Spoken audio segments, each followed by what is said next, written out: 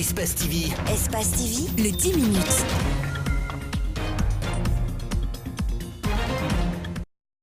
Cette opération de consultation médicale gratuite est le fruit d'une collaboration entre les médecins neurologues guinéens et américains.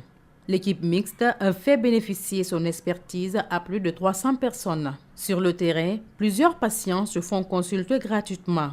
Un appareil est installé pour leur permettre d'observer le travail des neurologues. Ces consultations, réalisées au service de neurologie de l'hôpital Ignace Dine, vont durer 10 jours. En résumé, ils sont là dans le cadre d'une étude qui a été financée par le National Institute pour faire une étude sur l'épilepsie. Certains patients viennent de l'intérieur, ce qui explique le contexte dans lequel ils gèrent la maladie.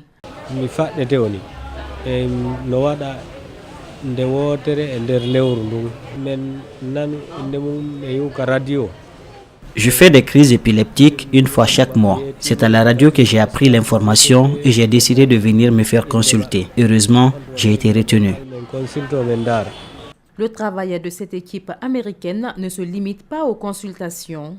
Ils offrent également des produits pharmaceutiques pour stopper la crise chez les malades. Il y a des médecins américains qui ont besoin de données. Dans ce cadre-là, l'équipe américaine apporte une expertise en termes d'examen clinique parce qu'ils voient les malades. C'est le troisième passage de cette équipe composée de neurologues américains en Guinée pour traiter des cas d'épilepsie. Ils bénéficient de l'assistance de neurologues guinéens assermentés. Faire l'université, obtenir son diplôme de licence ou être de l'hiérarchie A ne semble plus être la bonne solution pour bon nombre de jeunes Guinéens.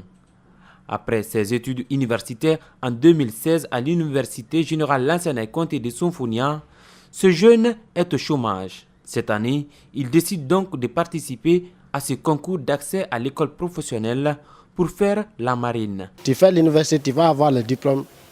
Bon, tu tentes à quelque part, on te dit qu'il faut encore avoir des choses, master, bon, des doctorats, tout ça là c'est des dépenses. Pourtant, tout le monde n'a pas les mêmes moyens. Donc il faut passer par l'école professionnelle pour au moins être quelqu'un. 2 fois candidate malheureuse au baccalauréat, Victorine trouve l'école professionnelle comme une voie qui peut aussi mener à la réussite. J'ai fait le bac 2 fois, je n'ai pas eu. Pour d'autres personnes, c'est une perte de temps. Eux, ils considèrent l'école professionnelle comme ceux qui n'ont pas le niveau. Pour la région de Conakry, ils sont au nombre de 5100 candidats, soit 2100 femmes à affronter les épreuves. Un engouement qui est synonyme d'une prise de conscience des jeunes selon les responsables de l'enseignement professionnel. Les enfants ont compris que l'emploi passe par là, par l'enseignement technique et la formation professionnelle, par le métier. Et donc, en salissant sa main, on se prend soit en charge, soit l'État vous prend en charge. On a enregistré plus de 350 cas des universitaires qui ont fini la formation universitaire, mais qui ont compris que faire droit ou quoi ne sert à rien dans notre pays. Maintenant, il faut être un technicien qualifié. L'école des postes et télécommunications d'Équipé ne recevra pas de candidats cette année suite à l'incendie qui s'y est produit l'année dernière. L'école de santé de Kindia également ne recevra pas d'élèves pour cause de pléthore. Sekouba Keïta, 20 ans, il est étudiant et natif de Sigiri. La migration clandestine, le banditisme et surtout l'instrumentalisation des jeunes dans les mines sont autant de fléaux qui assaillent la zone. Aujourd'hui, le jeune est réjoui avec l'implantation de l'école régionale des arts et métiers à Tabakoro. L'important de cette école, ça va éviter le banditisme et aussi le chômage des jeunes. Ici, c'est le jeune minier, donc ça va éviter les jeunes pour aller à la mine. Ils vont venir ici pour la formation. Cette école, installée sur une superficie de 7,5 hectares, composée de 14 ouvrages, a accusé 5 mois de retard. Cependant, le contrôleur du chantier est optimiste quant à la fin des travaux à la date indiquée. Nous sommes là, nous sommes avec l'entreprise, nous sommes basés ici. Depuis, on va dire, le démarrage des travaux, nous travaillons ensemble. À chaque fois, les anomalies sont corrigées au fur et à mesure. Et dès qu'on constate, avec le passage des différentes missions de Conakry également, nous prenons en compte les remarques à chaque fois et nous apportons les corrections. Nous pensons que c'est exécuté dans les règles de l'art. Le plan est suivi et les qualités des matériaux utilisés aussi, nous sommes là pour ça. Les travaux pratiquement achevés, il ne reste plus que l'équipement du centre. Nous avons fixé le délai jusqu'à la fin de l'année. Nous avons bon espoir que d'ici décembre, toutes les clés seront rendues et nous allons procéder à l'équipement. Le préfet de Sigiri sollicite la construction d'un autre centre professionnel dans la sous-préfecture de Kintinia, dans le Bouré, où le chômage et le banditisme règnent en maître. Jour des votes au Rwanda, jour des fêtes. Le centre électoral Ougando a été décoré la veille et ce matin, la musique. Les électeurs viennent voter dans le calme.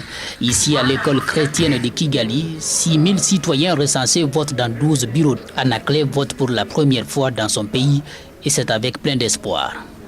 Mes espoirs sont du côté de voir mon pays ayant vraiment les gens aptes de voter la loi qui aide le pays à avancer d'une façon durable, de format durable. Aussi impliquer le peuple parce qu'ils sont là, mais ils nous approchent pour quand même avoir les idées ou les requêtes. Le ministre de l'Environnement, président du Parti social-démocrate, a voté dans ce même centre. Il promet d'inviter ses futurs élus à travailler pour le peuple. Au niveau de mon parti, on va quand même demander à nos représentants, à nos députés, de travailler, de représenter la population comme c'est leur devoir, de faire des lois qui sont mises en place quand même avec la collaboration de la population et de mettre toujours la population en avant, les intérêts de la population en avant. Nous sommes lundi, ce n'est donc pas un jour férié ici au Rwanda, même s'il y a scrutin. Ceux qui ont été très tôt dans le bureau de vote ont continué au travail, comme cet électeur que vous allez suivre à l'instant. Maintenant, je vais aller au boulot. Je vais travailler. Il n'y a pas de congé aujourd'hui. Le chef du gouvernement, Ngirente Edouard, a voté aux environs de 11h heure locale, tout comme d'autres citoyens ayant voté le matin. Il a aussitôt pris le chemin du bureau.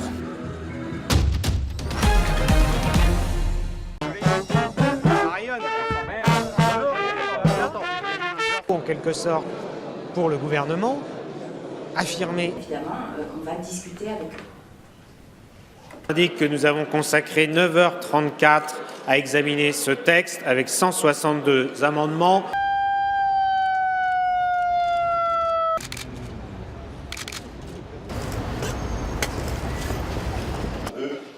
Chacun a sa version. Ça, c'est fondamental.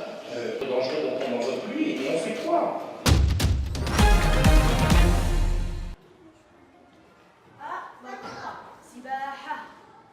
أنا أول مرة بيجي لهون على المدرسة بابا بيوصلني وبابا بيقول لي إنه أموت متعلمة أحسن ما أعيش جاهلة وأنا كل يوم رح أجي على المدرسة لو شو ما صار يصير. المهنة بتحبيها؟ الكوافيرة والأكل بتحبيها يا نور؟ الكبسة والنشاط بتحبيه؟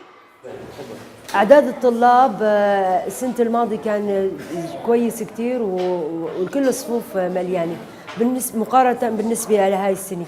الصفوف تقريبا نصها وفي مقاعد كتير فارغة بسبب الأوضاع اللي عم بيسمعوا الأهالي من الأخبار إنه النظام وروسيا عم يحشدوا علينا وبدهم يعملوا حرب. بقى الأهالي كتير متخوفين من هاي النقطة وما عم بيقدروا يبعثوا أولادهم، بس نتأمل إنه يزيد وعيهم ويعني شوي يأمنوا إنه ما بيصير غير الكتب ورب العالمين ويبعثوا أطفالهم لأنه بالعلم ترتقي.